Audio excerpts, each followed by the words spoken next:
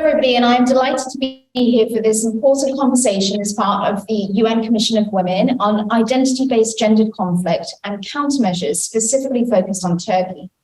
We have joining us Hafsa Girda, Uzay Bulut, who's joining us remotely, and Sarah Teach. And I'm going to hand straight over to Hafsa to let her introduce herself and tell us more about the situation. Thank you, Melissa. I'm Hafsa Girda. I'm the Executive Director of Advocates of Silence Turkey, and I'm also the co-founder of Set Them Free platform. I'm doing my PhD at Stony University, and I'm teaching there. And I am planning to give the broader picture in terms of gender equality and gender-based violence in Turkey. But before starting to set the scene in Turkey, I want to define gender-based violence to understand the situation better. So gender-based violence defined as an act of threat or harm directed towards an individual or group due to their gender identity. And it's probably the most pervasive yet least recognized human rights violation of our time. It may take various forms depending on the economic and social structures of a particular context, interacting with social formations such as culture, religion, class, race, ethnicity, and nationality. Gender violence can be tightly tied to the state. That's what I want to mention and I want to highlight today.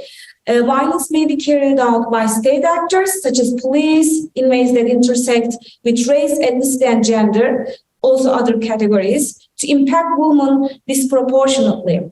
Political violence can be fundamentally gender, in how gender can motivate who's targeted for violence and the forms that violence takes. In settings of national and international conflict, women experience different types of violence, ranging from rape, deliberate deprivation of access to nutrition, hygiene products, and health services, to displacement, dislocation, and death. So this is actually the situation, exactly the situation in Turkey.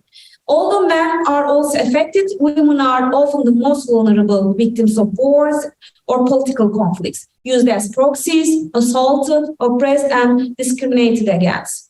Drawing on this broad discussion of gender violence, I will shed light on the status of gender equality and justice or injustice, especially in the last decade, since the July 15 coup attempt plays a significant role in this issue. Women's rights and gender-based rights in Turkey have been under attack, especially in the last decade. Violence women have faced during and after coup, as well as Turkey's withdrawal from the Istanbul Convention, demonstrate the regime's continued oppression of women. In Turkey, social, institutional, and structural actors have consistently oppressed, discriminated against, and subjugated women. And in Turkey's precarious political environment, issues related to gender, sexuality, women's bodies, and rights have long been up for debate.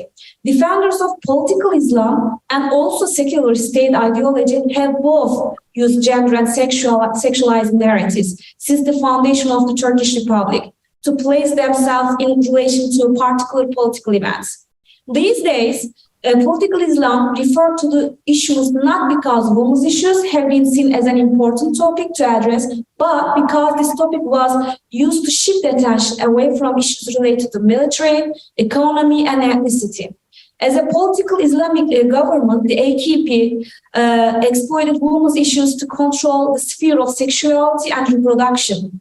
The defenders of secular state, on the other hand, has seen women's issues, especially women's headscarves, by default as disruption to the secular and democratic construction of public space and citizenship. The headscarf ban also illustrates how women have become the object of securitization through specific meanings ascribed to them, reflecting the gendered nature of Turkish political history. Within the gender discourses and practices of the current Islamically rooted conservative ruling party, the AKP, headscarf ban was lifted after decades-long restrictions on headscarves in state institutions. Yet, the party's gender policies did not result in a genuine extension of freedoms and rights to women. Rather, it exposed deeply ingrained patriarchal structures among party leaders through the images of the ideal conservative women as mothers, homemakers, and caretakers, making the lifting of the ban essentially superfluous for women's rights. Especially during its first term, AKP engaged with women's civil society activist groups and their policy preferences, resulting in changes seen as progressive. Changes in gender policies, including the amendment of the Penal Code in 2004, increasing punishments for gender-based violence, the signing of the Council of Europe Convention on preventing and combating violence against women and domestic violence, which is actually, shortly called Istanbul Convention, were made in that period in Istanbul. While the party made changes in law in response to women's demands and to the EU-imposed gender-sensitive agenda, beginning with the AKP's third term in government in 2011, the party's position on both feminist demands and the EU's agenda began to shift from expressed desire to collaborate to disinterest. For example, demands for gender quotas in politics have been bypassed by the party, and the government fell short of substantially addressing gender-based inequality and discrimination based on sexual orientation, and Turkey eventually withdrew from the Istanbul Convention in 2021. As the AKP government grew increasingly authoritarian, people of different ideological and political backgrounds have been subjected to different forms of systematic and social violence, and gender and sexuality issues have been one of the areas in which the oppressive term manifested itself, attracting the attention of many scholars. Women's roles in society have been shaped as far more traditional, with the state deeply involved in shaping intimate decisions and practices. For example, the number of children a family should have, abortion rights, how women ought to love in public, and even methods for delivering a baby have been dictated by the state in collaboration with elites, religious elites, or community elites in the society who are all men. All arguments about these debates have been made by tying women's roles to traditional and Islamist views. It appears that more than half of the population in Turkey is content with this approach, convinced that Turkey, as a leading power in the region, is resisting Western imperialism and keeping Islamic conservatism. In aftermath of the 2016 coup, increasing numbers of women were marginalized based on their social status, gender, and ethnic identities. While the regime that controls the government in Turkey has always been based on male-dominated, patriarchal, and militaristic mindset, particularly after the coup attempt, this mindset has merged with political Islamist thought and discourse, which justifies drastic legal means and expanded forms of violence. Emergency decrees and increasing autocratic tendencies have negatively affected women's rights and limited independent women's organizations. A key example, again, I want to mention that, is withdrawal from the Istanbul Convention, which immediately impacted the struggle for women's rights and violence against women, including a dramatic increase in femicide. Following the coup attempt in 2016, women and LGBTQ people have been targeted as threats to the society and the survival of the state.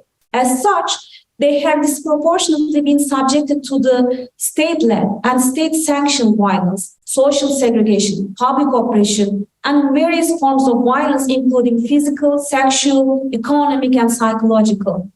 People considered dissidents or critics of the state are stigmatized as terrorists and subject to mass arbitrary incarceration. Many NGOs and civil society organizations have been forced to close, making it difficult to fight these state tactics. What's more, under the influence of the regime's discriminatory acts and oppression, the society has developed more heteronormative and patriarchal discourses against stigmatized individuals and groups, including Kurdish women, women affiliated with the Gulen movement, and LGBTQ individuals. In contemporary Turkey, women's rights and women's agency in the public sphere have come to be viewed as a threat to the government, as I mentioned earlier. Behavior outside of patriarchal heteronormative gender roles were seen as disruptive and dangerous. It is important to understand that the current state-sanctioned gender violence did not begin with the coup. Instead, The coup provided the opportunity to expand and make more visible long-standing patterns of oppression in which non-normative and ethnic identities are targeted. Women falling outside of imaginaries of national identity as promoted by the Turkish government, Turkish nationality, the promotion of the ideal Turkish family and gender stereotypes have contributed to the othering and demonization of Muslim minorities, Christian minorities, and all other religious minorities, LGBT individuals, and even conservative Turkish women prior to the 2016 coup attempt. In 2015, the United Nations reported that there were reports of appearance of posters in Ankara encouraging the murder of LGBTQ people. The heavy fines were issued due to a specific law of misdemeanors. These fines were issued for trans sex workers simply because of walking in the streets, standing on a street corner, and even sitting in a car parked by the curb. This economic violence added to the physical violence they already experienced regularly. Another community who falls outside of national identity stereotype, Saturday mothers, who actually somehow represent Kurdish community. They are a group of mothers who have not heard from their loved ones since the 1980 military coup, and who are primarily from the minority ethnic group of Kurdish, but also from the majority ethnic group Turkish, are another group of women who have historically been subjected to violence and have been gathering since 1995. Women sit in silence in Istanbul every Saturday, holding the photos of their sons, daughters, demanding justice and the truth about what happened to their loved ones. Since the foundation of the Republic, Turkish Republic, the Turkish-Kurdish conflict has represented the country's identity politics under every Turkish government, regardless of government's political ideology. And this conflict resulted in the deaths of over thousands of people. In this conflict, the Kurdish, as Turkey's largest minority, although not recognized as such, have been silenced and viewed as subjects who represent numerous threats to the state. Turkish people are inclined to discriminate against specific communities such as Armenian and Kurdish people, since the inclusion of the state's perspective in educational sources causes enmity among all. According to the Armenian Weekly, a publication in Turkey, textbooks characterize Armenian people as people who are incited by foreigners, who aim to break apart the state and the country, and who murder Turks and Muslims. And these textbooks are required reading in Armenian schools as well. Ironic, right? And in light of these facts, I like to draw your attention to the fact that there is a concrete correlation between the state and society in terms of gender-based discrimination and violence in Turkey. That is to say, the regime and the society influence each other in terms of generating, perpetuating, and sustaining violence. Sacred state concept and religious discourse have always been the most effective proxies to legitimize states' deeds, both legal and illegal. In this regard, if the state stigmatizes a specific individual or group as convicted, even as terrorists, then a huge part of the society agrees without any questions. In other words, the regime targets, demonizes, and stigmatizes these specific individuals and groups, and manipulates the public discourse through media in ways that translate to broader social exclusion. I'd like to refer again to the withdrawal from the Istanbul Convention at this point. The Istanbul Convention is described as a landmark treaty on preventing and combating violence against women and domestic violence.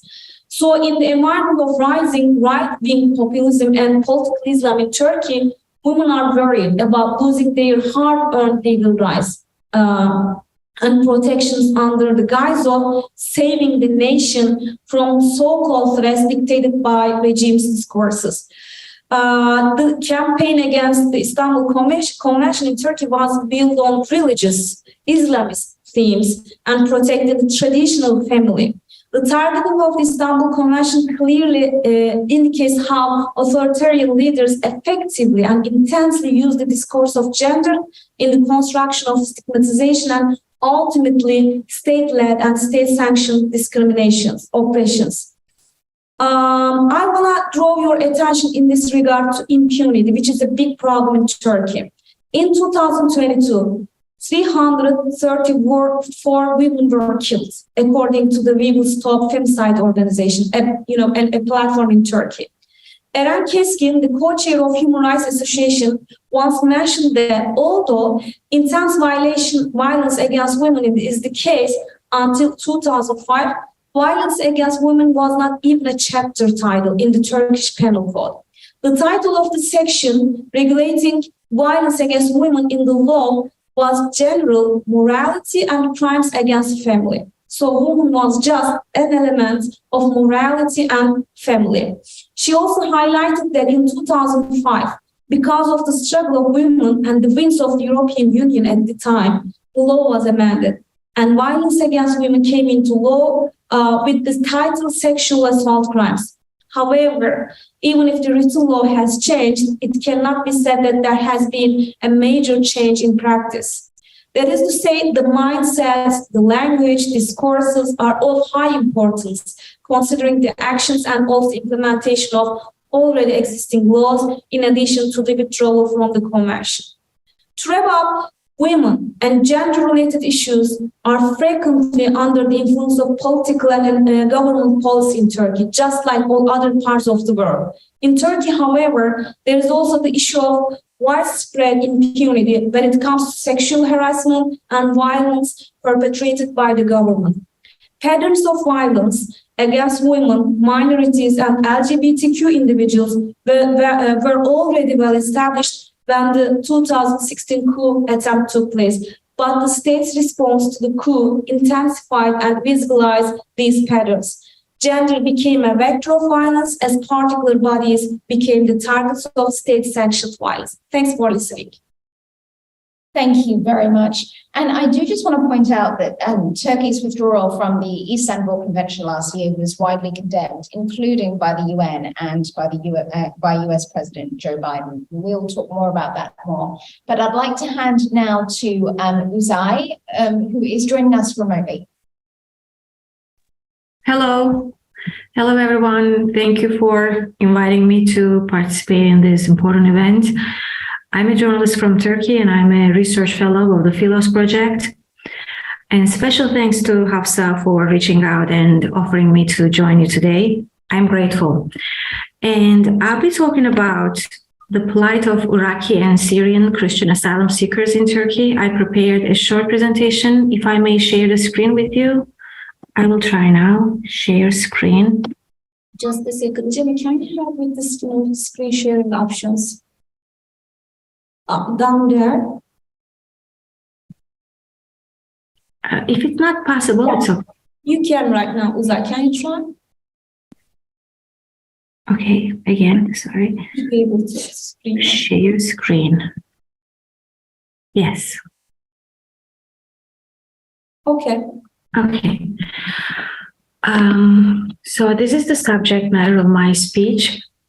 Can you see the screen? The plight of Iraqi and Syrian Christian asylum seekers in Turkey. What members of a persecuted minority from war-torn countries, particularly mothers and children, go through as asylum seekers in a country ruled by an authoritarian government. I chose this topic because these people, the Christian asylum seekers from Syria and Iraq, are really forgotten and abandoned people. Around 5,000 to 6,000 Iraqi and Syrian Christian asylum seekers live in Turkey currently, and they're waiting to be resettled in the West. I received most of this information from the Iraqi Christian Relief Council and its founding president, Juliana Temrazi.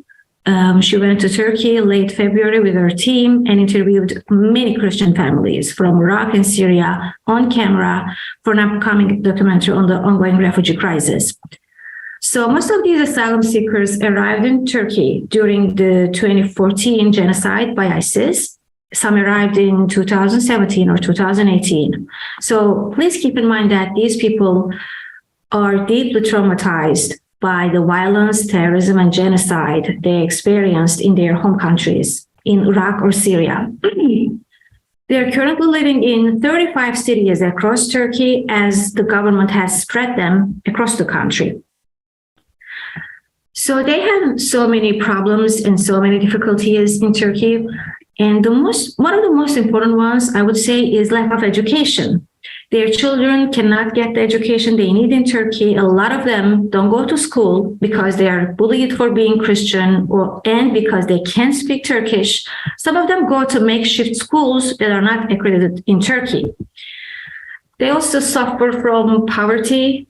They've been stuck in Turkey for the past 9 years. In rare cases, they get help from the Turkish government, but most don't. They can't work because they don't have work permits, so they resort to begging in the streets or borrowing money from families or neighbors, and they end up in debt. In some cases, their relatives try to help a little, but most of them are refugees in the West, so they have their own problems. And these asylum seekers in Turkey live in bad neighborhoods, in damp homes infested with cockroaches. They can't afford heat. Sometimes two families live together in one apartment with hardly any privacy. Another problem they face is lack of healthcare. A lot of them are ill. They suffer because they don't have access to healthcare. They suffer from severe illnesses such as hypertension and cancer. And I'd like to highlight particularly the plight of single mothers, because their husbands have either died or left their families because they were unable to handle the terrible situations their families were going through. Tragically, some of these single mothers sell their bodies, but this goes against their faith, sense of morals, and everything they were raised to defend. Single mothers, Christian single mothers from Iraq and Syria, assume the role of both mother and father, trying to bear too many responsibilities of managing a household of their own. Because they face all these difficulties, including the inability to provide their children with a proper education, they see their current plight and their situation as a loss of dignity. Middle East Christians are educated people and they deeply value education. In Iraq and Syria, they were professionals, they were teachers, doctors, engineers, lawyers, business owners, or engaged in other professions. But in Turkey, they're asylum seekers with minimum rights. So they see their current situation as a loss of dignity. They do not have work permits, they can't legally work, although they are very capable, and they can't provide for their families sufficiently. Another problem they face is lack of worship and religious liberty. So most of these people live in smaller towns that are not very friendly to Christians or other foreigners. So they're afraid of saying they're Christian and they hide their faith for fear of persecution. Also, this is not only for Christian asylum seekers, this is a problem for all refugees and for all asylum seekers in Turkey. Their freedom of movement is largely restricted. They can't travel freely. They have to get permission, which is an official document from state authorities, to travel from one town to another. And of course, hostility to Christians is a serious problem Christian asylum seekers in Turkey face. In some towns where they reside, they can't socialize with locals because they are discriminated against for being Iraqi and for being Christian. In those smaller towns, because of the hostile environment against Christians, parents fear sending their daughters outside alone to go shopping, for example. Some live in the same neighborhoods with Muslim refugees or migrants from Afghanistan, Iraq, and Syria. And because these people could be extremists, those asylum seekers, the Christians, fear them as well. They sometimes face harassment and social pressure. In bigger cities, their lives are relatively better as people there in those bigger cities are kinder and friendlier towards Christians and foreigners. That's what they said during those interviews. And another problem is, this is very important, and I don't think a lot of people are aware of it, but the government of Turkey has been in charge of refugee work since 2018. In 2018, the UN Refugee Agency handed over the management of registration procedures for the refugees in Turkey to the country's migration authority. Turkey's Directorate General of Migration Management itself now oversees the registration of refugees and determines their status. Any foreigner seeking international protection in Turkey has to first apply to the local offices of the Turkish Migration Authority. And imagine being a Christian asylum seeker in Turkey and having to deal with this process with the migration authority, Turkish migration authorities. It's important because we're talking about a country whose history is filled with crimes against minorities, and particularly against Christians. So it also creates a lot of psychological pressures on the Christian asylum seekers. Another problem is, and I'd really like to bring this to the attention of our audience in the United States, asylum applications of these people who are real, authentic, genuine asylum seekers are rejected by the West. The Christian asylum seekers in Turkey face many challenges. Some of them I just mentioned, including discrimination, harassment, poverty. Yet the asylum applications of many Iraqi and Syrian Christian asylum seekers are rejected by Australia, Canada, the US, and other Western countries. The Iraqi Christian Relief Council is launching a systematic effort to discover why these cases are rejected. I want to give you 2 examples. Some of those asylum seekers have been rejected 5 times, multiple times, and some have been rejected for periods as long as 9 years. And when we think about why these people, especially from Iraq, have become asylum seekers and they've had to leave their home country, we see that the US-led invasion of Iraq is one of the main reasons why these people are currently stateless or they are asylum seekers. So the US, I think, has a special obligation to help these people because it is largely the US foreign policy in Iraq that has contributed to the current situation, the current plight of these people. And I have some recommendations to Western governments. First of all, Western governments should handle the Christian asylum and refugee issue on a perspective of dignity. We complain about government policies, but governments comprise of human beings, and it should be the duty of human beings to defend dignity. Democratic governments state that they place importance on human honor and dignity, but why is it that they're ignoring this humanitarian tragedy?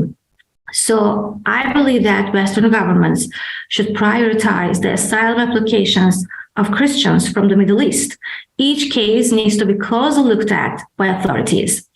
And one of the reasons, like I mentioned, why Iraqi Christians became asylum seekers is the US-led invasion of Iraq. Hence, it's an obligation of the US government to take care of the people that were terribly affected by their foreign policy. And one of the solutions could be talent visa, not just humanitarian visas, because most Christian asylum seekers are educated. They're also qualified to receive work permits to reside in Western countries.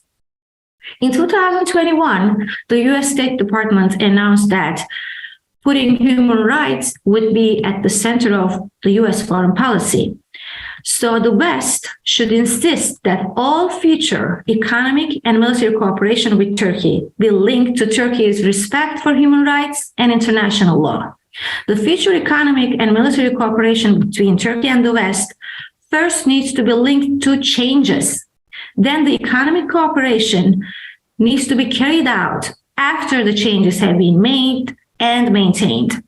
So if there are no human rights for the people in Turkey, if the Turkish government doesn't recognize or respect the human rights of its own citizens or of asylum seekers, or if the government has no respect for international law in the region, then there should be no economic cooperation and no economic agreements between the West and Turkey.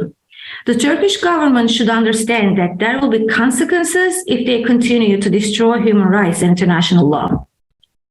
And of course, the UN and human rights organizations should act. The UN, international women's organizations, and children's rights organizations should pay more attention to the persecution of Christian refugees and asylum seekers. Western governments and international human rights organizations should cooperate with and form partnerships with other organizations in the region, such as the Iraqi Christian Relief Council, to help asylum seekers and refugees in a more time-saving and effective way. And I also have two recommendations for the government of Turkey.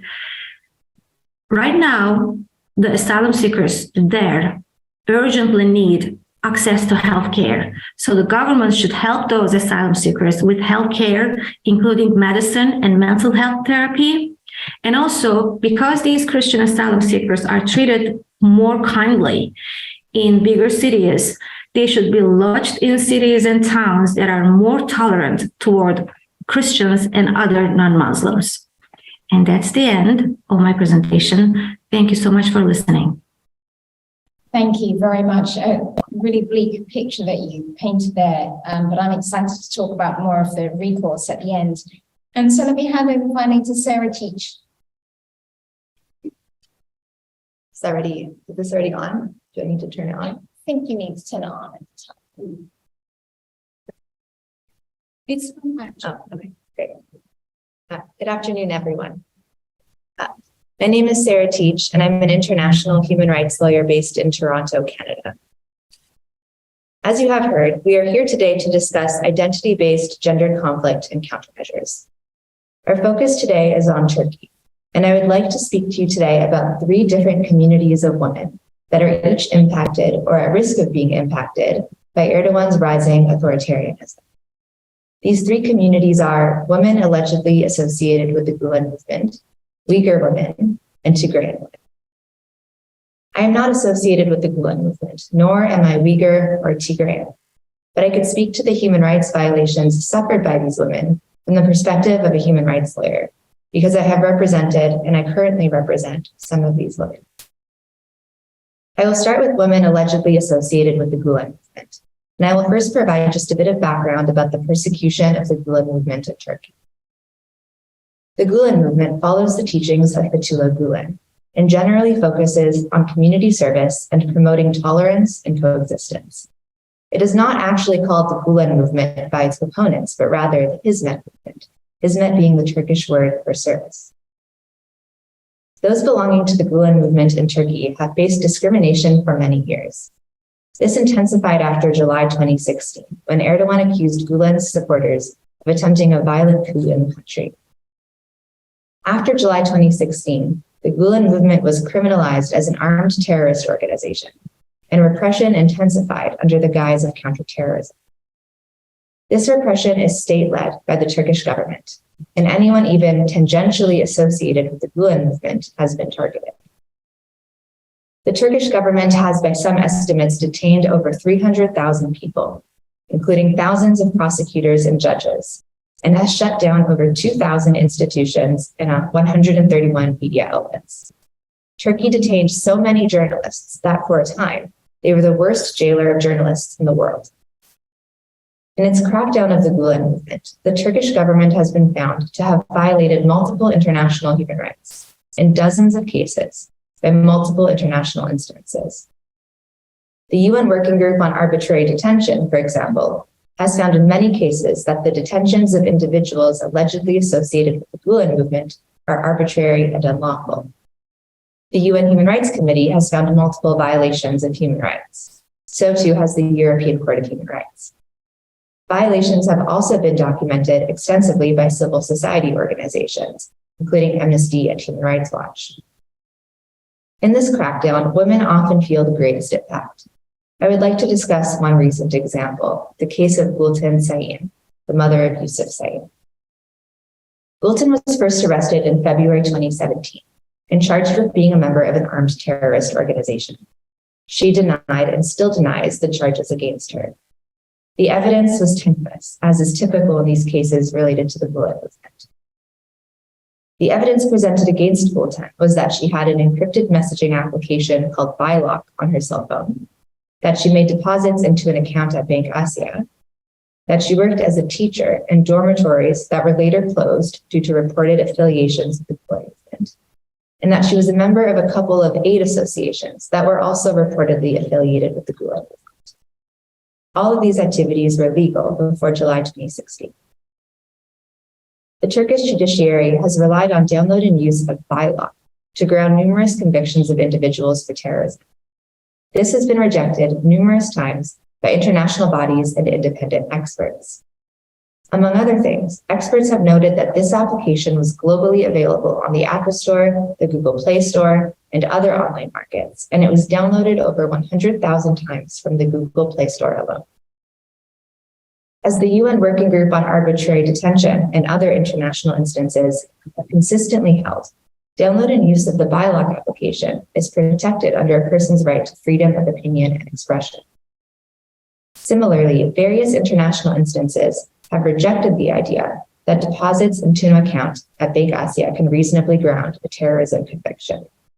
Bank Asia was, for years, the largest participation bank in Turkey, and it operated legally.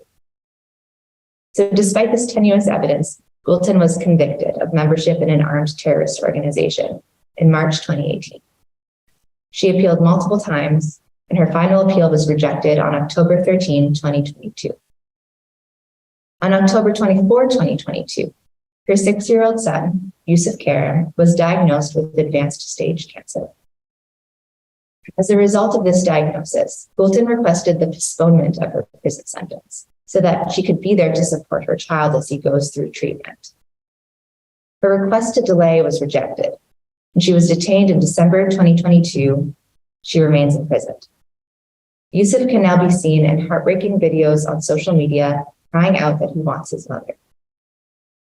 Myself and my co-counsel, David Matus, are representing Yusuf and Suleiman Sain in his complaint before the UN Committee on the Rights of the Child. We are submitting that as a state party to the Convention on the Rights of the Child, Turkey is obligated to protect children's rights, including their right to life and to health. By continuing to arbitrarily detain Gülten during this critical time, Turkey is violating not only Gülten's rights, but also Yusuf's rights. We also asked for Gülten's release to be prioritized as an interim emergency measure to prevent irreparable harm to Yusuf. The case is ongoing. One day after our last filing, Turkey permitted Gülten to spend a few days with her son at the hospital. This was encouraging, but is not good enough. There are many more examples like this one, and they are all substantially the same. The Turkish government, under the guise of counterterrorism, is engaged in widespread, systematic human rights violations against individuals allegedly associated with the Gulen movement. Many of the detentions are arbitrary and unlawful, and women bear the brunt of this. The Gulenist community is not the only community that is impacted by Erdogan's authoritarianism. One disturbing and rising trend of today's world is that authoritarians are increasingly cooperating with each other. And they are increasingly cooperating with each other in particular in their repression of minority groups and of women.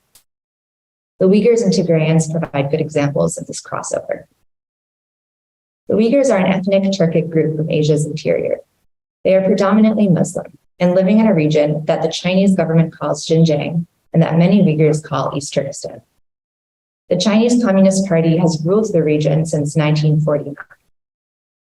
There are significant diaspora communities of Uyghurs across the globe, including in Turkey.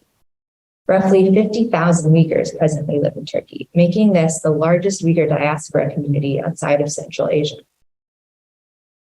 As numerous governments, parliaments, and civil society organizations have now extensively documented, the Chinese Communist Party is committing atrocity crimes, including genocide against the Uyghurs.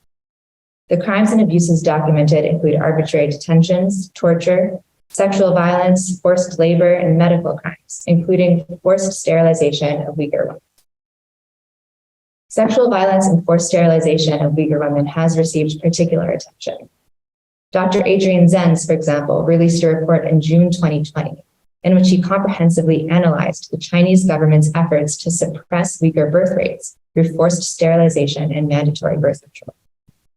A BBC investigation published in February 2021 detailed horrific accounts of systematic sexual abuse occurring in Uyghur detention centers. And most recently, the Uyghur Tribunal found beyond a reasonable doubt that the Chinese government has, quote, by the imposition of measures to prevent births intended to destroy a significant part of the Uyghurs and Xinjiang as such, has committed genocide, end quote. In other words, Uyghur women's bodies are the battleground on which genocide is being committed. Tigrayan women have that in common with the Uyghurs. Tigray is Ethiopia's northernmost region. Bordering Eritrea, it is home to most of the country's estimated 7 million ethnic Tigrayans. In a war that began in November 2020, Tigrayans have been subjected to atrocity crimes and human rights abuses by Ethiopian and Eritrean forces.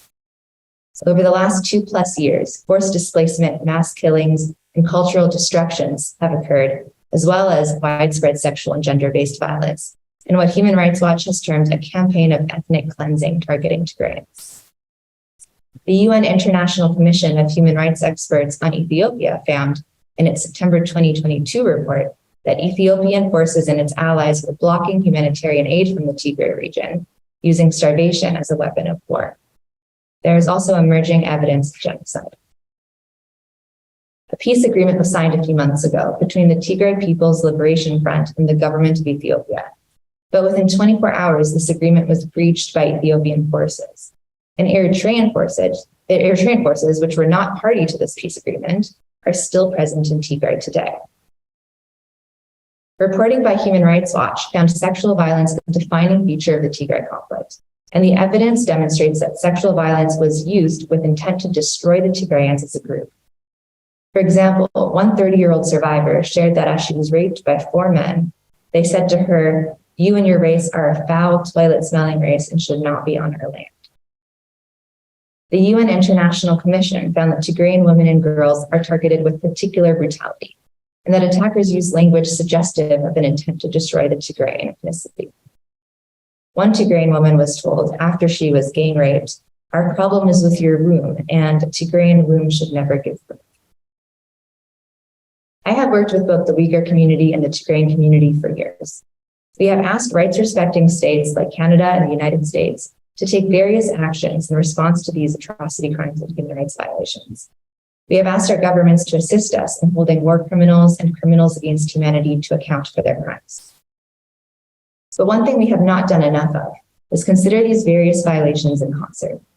These conflicts are all related, and this requires, at least in part, a more holistic approach. Ethiopian and Eritrean officials may be those most responsible for the atrocities committed against Tigrayans, but Turkey is involved as well. Reports came out as early as November 2021 that Ethiopian government forces were using Turkish drones in Tigray. Another dictatorship that sent in drones to Ethiopia, incidentally, was Iran. And that was reported by New York Times in December 2021. And as Uyghurs located outside of China face devastating and increasing transnational repression, the large Uyghur community in Turkey is increasingly at risk. In dozens of countries across the world, the Chinese government is using its influence to try to drag Uyghurs back to China, often with the assistance of local law enforcement. In several instances, they have succeeded. As of January 2022, there were 1,574 publicly reported cases of detentions or impoundments of Uyghurs to China, where they face imprisonment, torture, and for the women, rape and forced sterilization. Several cases have been documented of Uyghurs deported from Turkey back to China, and actual figures are likely much higher than reported ones. So as we target these abuses and work to counter impunity, we have to start broadening out. It is not enough to look at the official who tortured the Uyghur in detention without also looking at the official who sent the Uyghur back from abroad. It is not enough to look at the official who committed war crimes in Tigray without also looking at officials who provided the drones. If authoritarians can work together effectively, so too can human rights defenders. And lawyers can assist. When violations are perpetrated by governments, they can be difficult to combat, but there are remedies. Countries like Canada and the United States can implement targeted sanctions on officials responsible for human rights violations and atrocity crimes. Criminal trials may be launched wherever a perpetrator may be found using universal jurisdiction laws. And we can leverage international instances as well. The UN Human Rights Council, for example, can be asked to pass resolutions, including to establish evidence collection mechanisms to assist in prosecutions. The International Criminal Court can open preliminary examinations into crimes against humanity, war crimes, and genocide, wherever there is territorial jurisdiction. The International Court of Justice can be asked to provide advisory opinions or binding rulings if the state in question agrees, or if they are a state party to a human rights treaty that contains the relevant dispute resolution mechanism. And of course, there are the UN special procedures, treaty bodies, and regional mechanisms, including the European Court of Human Rights and the African Court. These are just a few examples. So that is my note of hope after having shared some truly depressing stories. This violence is interconnected and state-led, but there is recourse. We can absolutely do something about this, and we should. And civil society has an important role to play in these efforts. So let's use this gathering, this hybrid UN Commission on the Status of Women, as an opportunity to push forward, to combat impunity, and to fight for justice internationally for these women and girls. Thank you.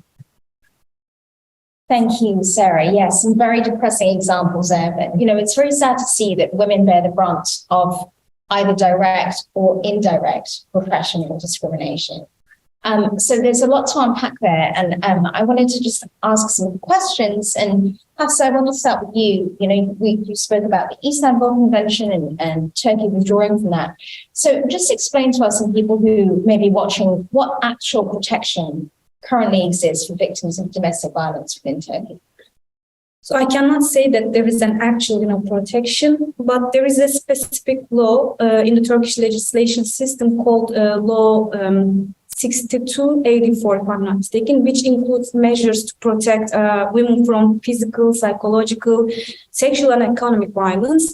And this law particularly provides opportunities for shelter, restraining orders, temporary protections, and more in case of a domestic violence. However, as we are getting close to the elections, this law is now a bargaining chip. When we consider the alliances now, there are two alliances in Turkey in terms of elections, and the Erdogan's political alliance is a very conservative one, and conservative politicians want to repeal this law, claiming that it's a threat to the family, traditional family. And in addition to that, femicides, as I mentioned, and violence against women are a serious problem in Turkey, where women are killed, raped, or beaten every day by state-led or state-sanctioned, forces. Main reason behind this situation is the policies of AKP government, which protects, violent and abusive men by affording them impunity, unfortunately. And even if this law is not implemented properly, repealing it would make it worse for those women and LGBTQ people. Reem Al-Salem, the United Nations Special Rapporteur on Violence Against Women and Girls, made a visit to Turkey last year.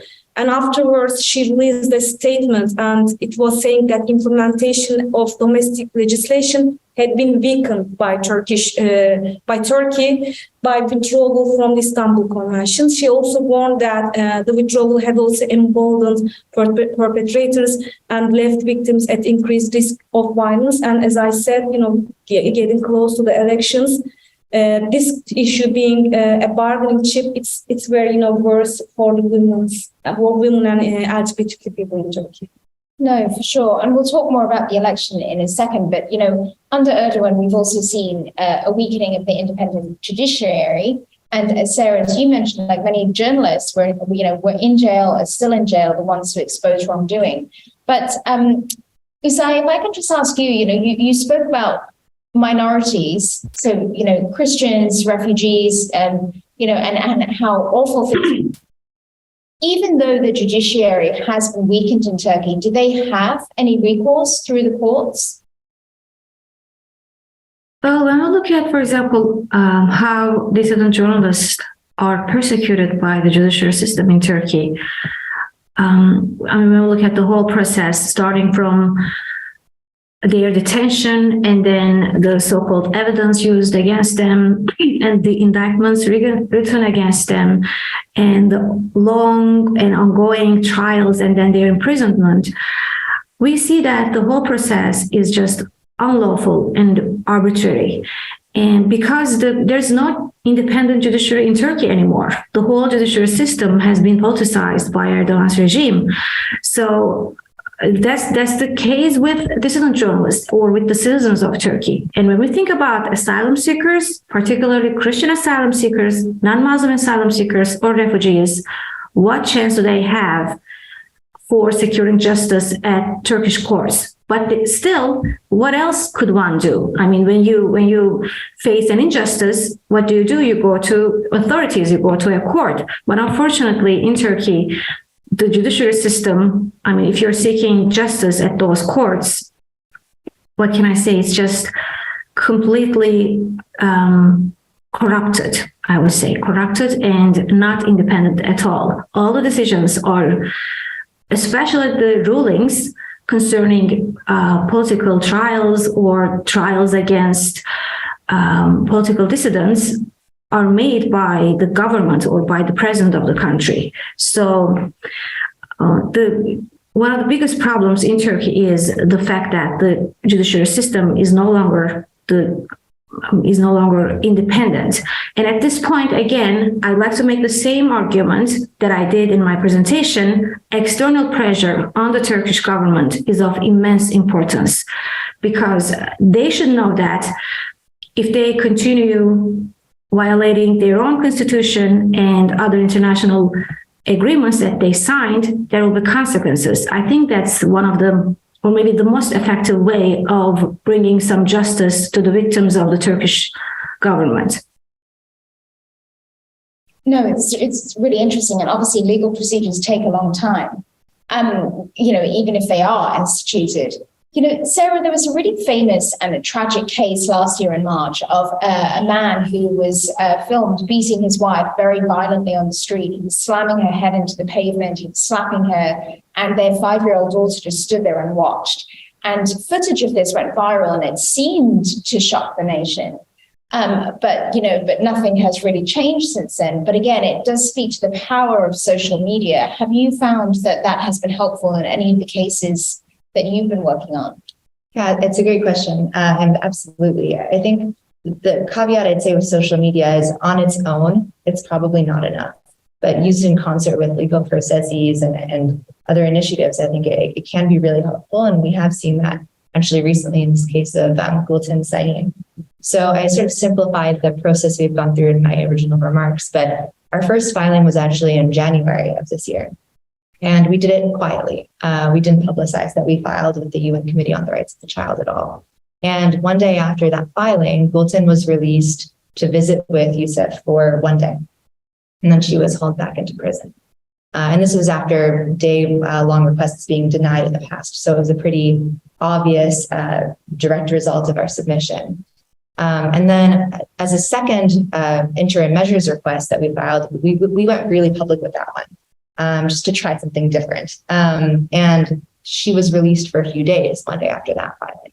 So that's sort of a pretty clear, actually, indication of without social media, we got 1 day. With social media, we got a few days.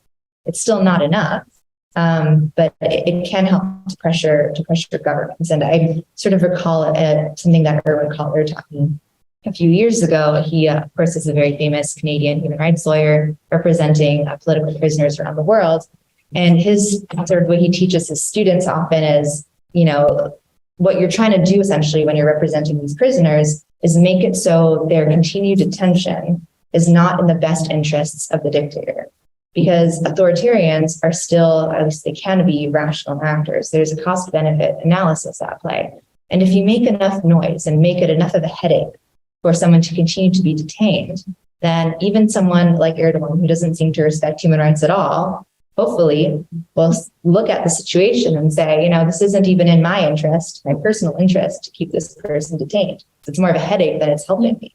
So I sort of, in pursuit of that overall principle, I think social media can be very powerful, and we've seen it in other cases in other countries as well. And of course, in a lot of these domestic violence cases, that you don't have the opportunity to be like, stop, let me film you.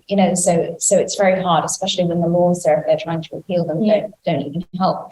I want to open this question to all of you. It's really interesting to hear when the Istanbul Convention was signed in 2011. It was partly because, as you mentioned, Turkey was trying to join the EU and they were making all of these reforms. So we've seen that didn't happen, and obviously there's been this move to more conservative kind of culture. But a lot of this is kind of playing to the people within Turkey who believe that, and this patriarchal culture.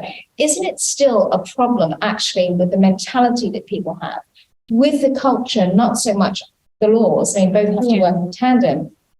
But even if an offer to join the EU, for example, was on the table, you still have this deeply rooted And, education is a part of it. You were talking about how,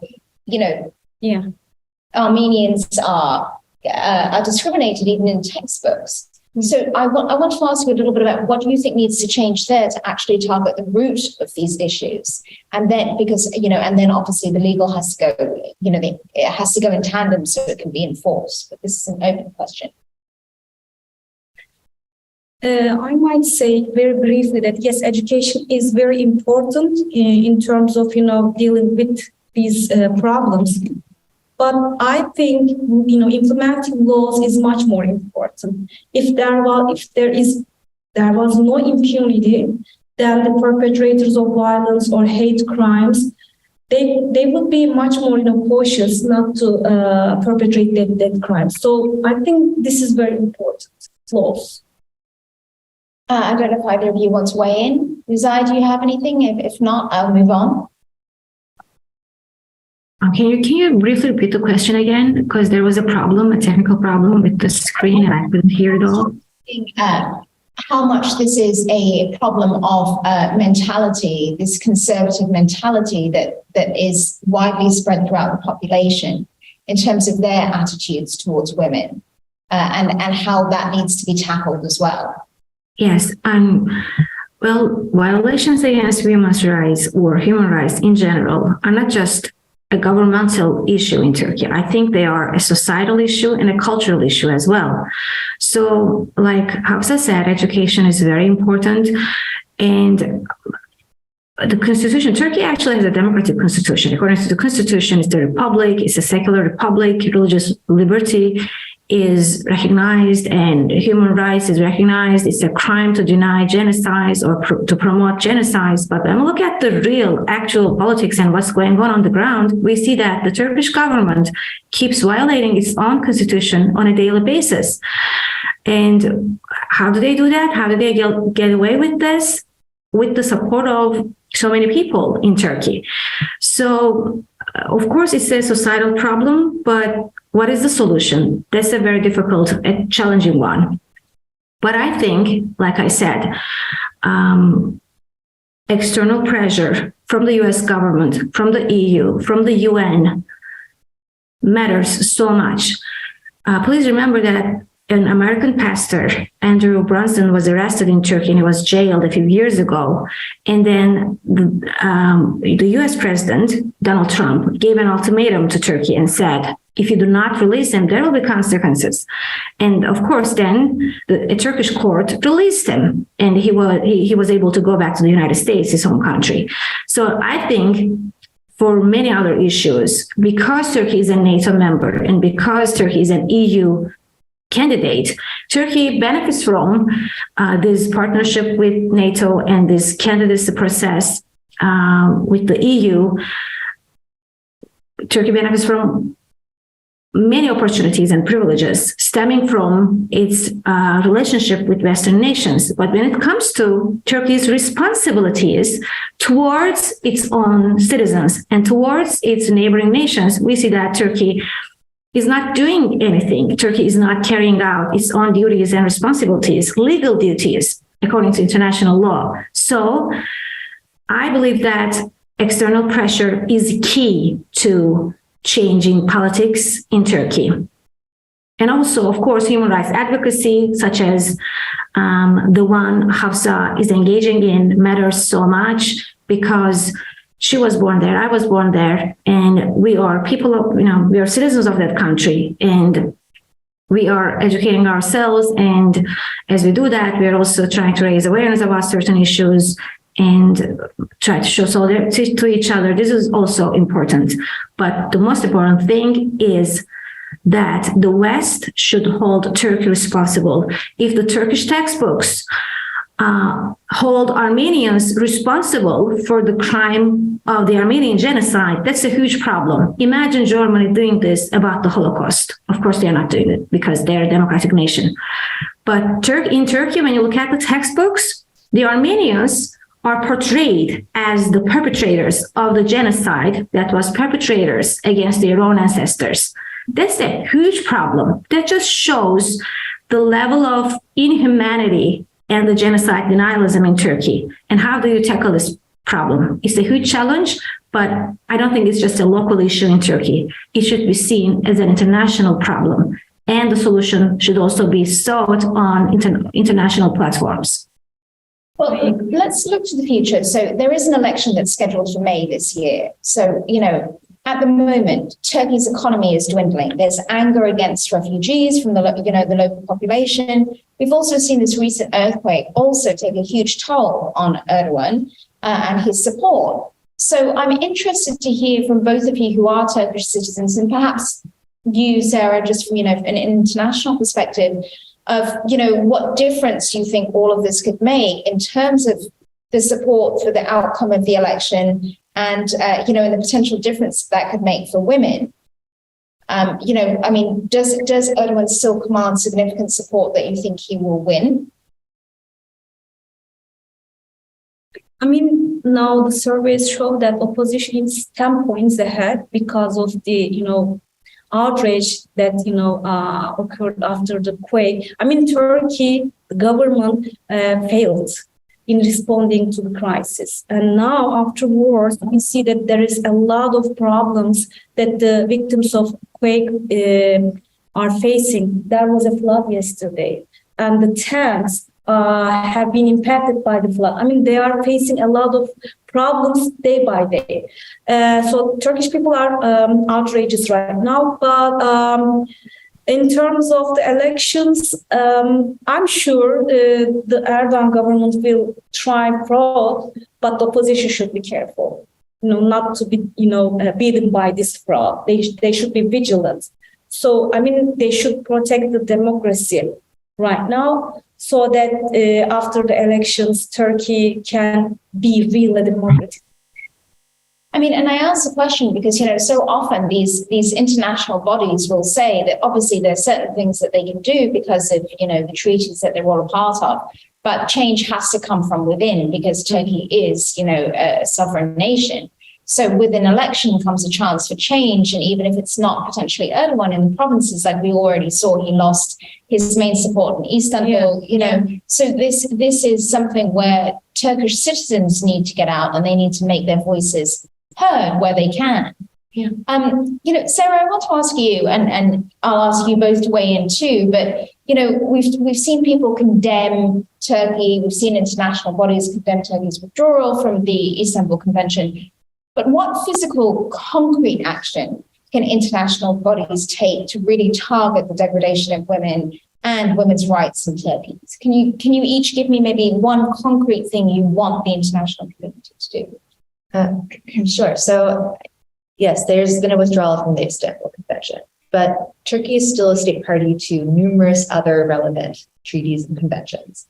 The Convention on the Rights of the Child, the Genocide Convention, they're still part of the Council of Europe, which means they can still be taken before the European Court of Human Rights. So it is a tragedy that they've withdrawn, but I wouldn't get too distracted by it in the sense that there are still all these other options to address women's rights, and we should be using all of them essentially. And the European Court is an interesting one because Turkey has sort of flouted its rulings in the past, but then enforcement proceedings were against Turkey. So, there are still options to pursue that we haven't yet exhausted. And I think we should be doing all of that, especially in the lead up to this election. That's a great point. Yeah. Hafsa, Uzai, do you have one concrete takeaway that you want international bodies to take from this? I think that the international bodies should pay extra attention to the treatment of the Kurdish activists and Kurdish politicians in Turkey, because when we look at the municipal administration or administrative type that the Kurdish political movement tried to implement in Turkey before they were arrested or before they were dismissed from their jobs, we see that they tried to promote gender equality and more women's leadership and women's political representation in Turkey. For example, in every municipal post or in every city where they won the local elections. There were two co-heads, two mayors, one woman, one man. And I think this was a good role model. It was a good model and a good initiative to promote more women's political representation in Turkey. But what happened was Erdogan's regime dismissed almost all these mayors and replaced them with unelected Turkish officials. And so many of these mayors now are in jail. So I think this is something that international bodies should pay attention to and should apply pressure on the Turkish government to respect the Kurdish right to self-rule. I agree with you.